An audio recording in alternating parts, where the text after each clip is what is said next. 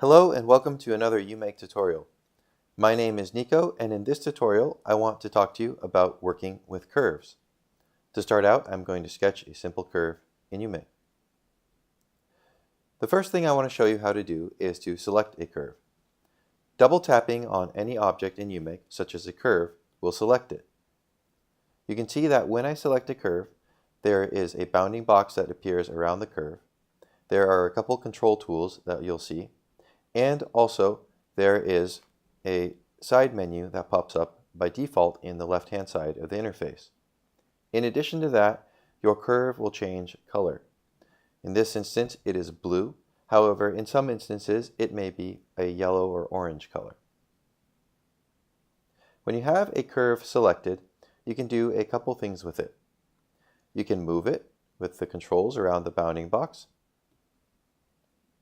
You can rotate it. And you can scale it. In addition to this, you can use the tools in the side menu to modify it. I can edit it, I can reshape it, I can create extruded surfaces from it or revolved surfaces, and I can also create an array. Perhaps one of the most important tools in the side menu is the erase tool. This is how you erase or delete anything that you don't want. If I don't want this curve, tapping erase will get rid of it. To bring it back, however, I can use the undo function, and now I have the curve back. I'm going to select that curve again by double tapping on it and show you a few more tricks. With this bounding box around the curve, you have a little yellow or orange circle with 3 dots in it. Tapping on this gives you a few more options to let you work with the curve. You can toggle on the duplicate function. So if you want to create a duplicate of the curve or object that is selected, you can do that. Moving that object will duplicate it. The duplicate function remains on until you toggle it back off. So if I move the curve again, I'll get a third one and a fourth one, etc.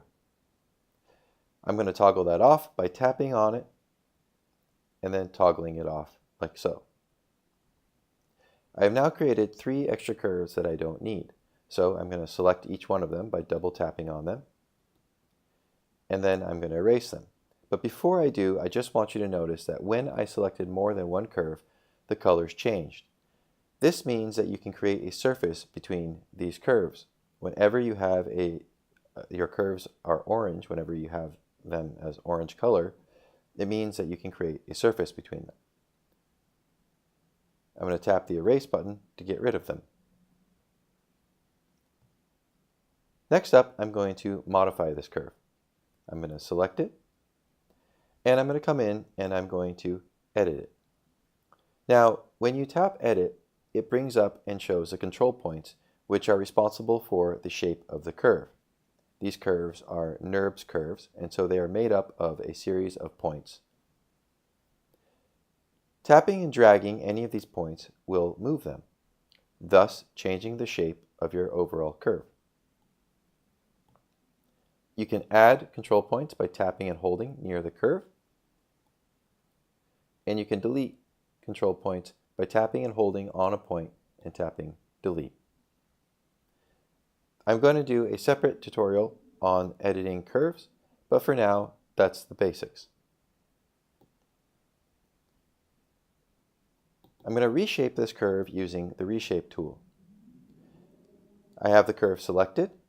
I'm going to come into the side menu and tap Reshape. You'll now see that this curve is in a new type of bounding box.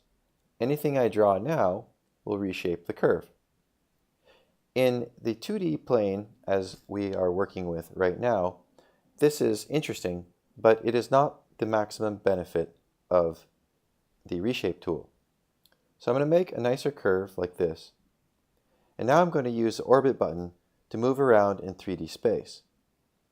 If I come up from the top view, like this for example, and I draw a curve like that, we'll now see that I have a complex curve that moves in 3D space, or that is more dynamic in the 3D space. Using the Reshape tool in 3D is really, really useful. So for example, if I want to get a more complex curve, I can reshape it like this, and I can come up and I can now reshape it like this. And so you have an arch that moves in multiple axes. When I'm done or happy with the shape I've created, just simply tap Done. For now, that's all I'm going to cover in this tutorial with working with curves.